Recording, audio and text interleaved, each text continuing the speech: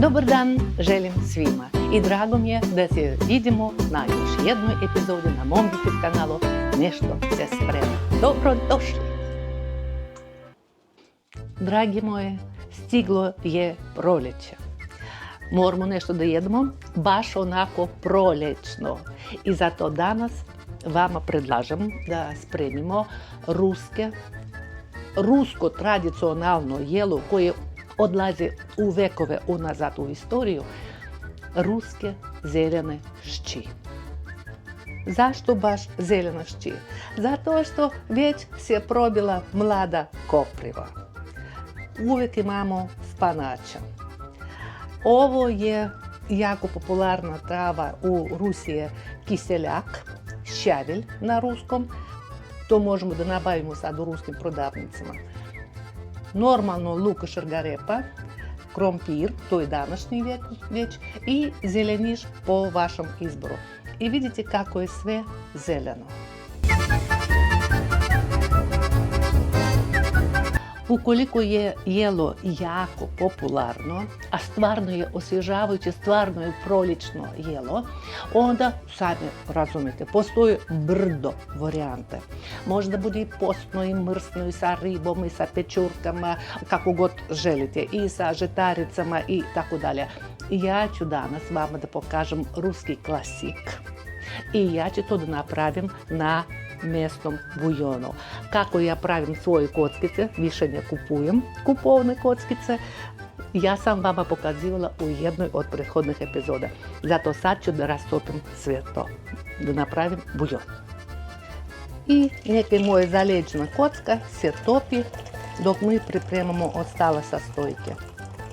Zlatno pravilo je da prvo na prženje ide luk i pržimo ga dok ne postaje staklast. Sljedeći korak je da dodamo na krupnu rendu rendanu šargarepu. I dok ne omekša. Omekšala šargarepa, dodajem bujon. Poslije ćemo dodati vodu. I odmah ubacujemo krompir koji smo posekli na kockice. I nek se kuva. Obratite vašu pažnju. Od koprive i od spanača ja sam uklonila sve debele stabljike, a lišće ja ću krupno da poseckam. Ne bojte se, kopriva je mlada, tek je izašla, pa neće vas da ujede. Ako bude ujela, onda samo malko, da vam bude prijatno. Isto tako posjećemo i spanač.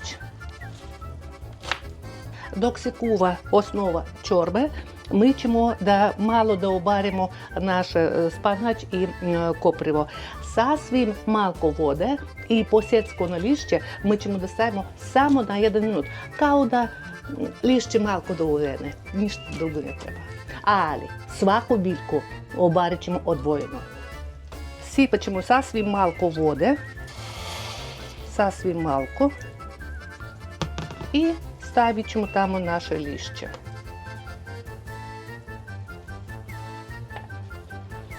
Sasvim je dovoljno, sasvim.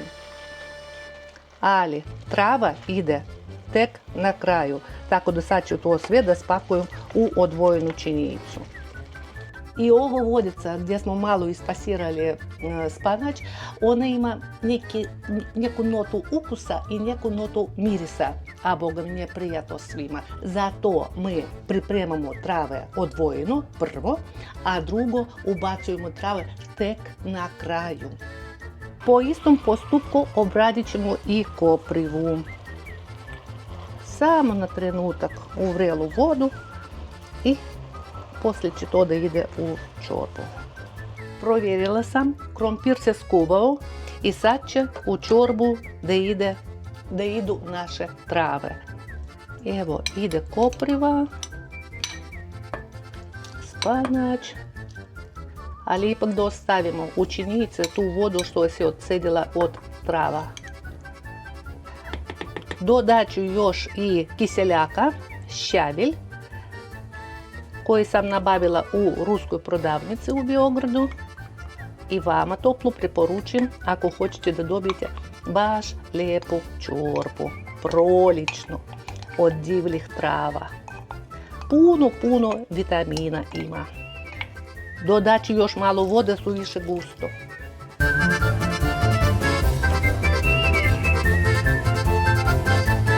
I sad, kad su svi sastojci na mjestu, mi ćemo dodati bibera i isključivo po vašem ukusu.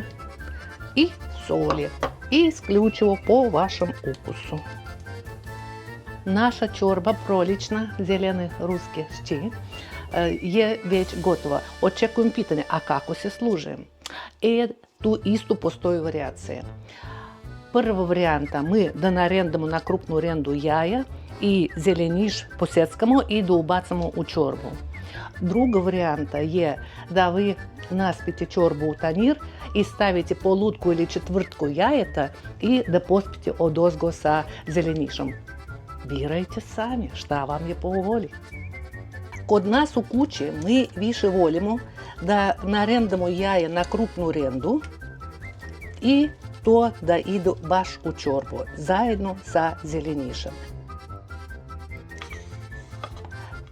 Poslije toga kako ste dodali rendano jaja u čorbu, molim vas lijepo korigujte so i biber po vašem ukusu. Isto tako dodajem i zeleniš. I ova čorba, ruski zeleni šči prolječni, oni jako vole mirođiju i peršun. Možete dodati i mladog luka. Ruske prolječne zelene šči od dikih trava kao kopriva, recimo, i kiseljak, gotova, gasim špore. Očekujem pitanje. A šta da radim ako nemam travu kiseljaka? Šćavelj na ruskom. Ništa nije strašno. Onda dodajte jednu čajnu kašičicu soka od limuna.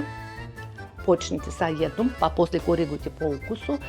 I dodajte još više spinača ili koprive, da bi imali travkasti ukus i teksturu, strukturu čorbe. To je to.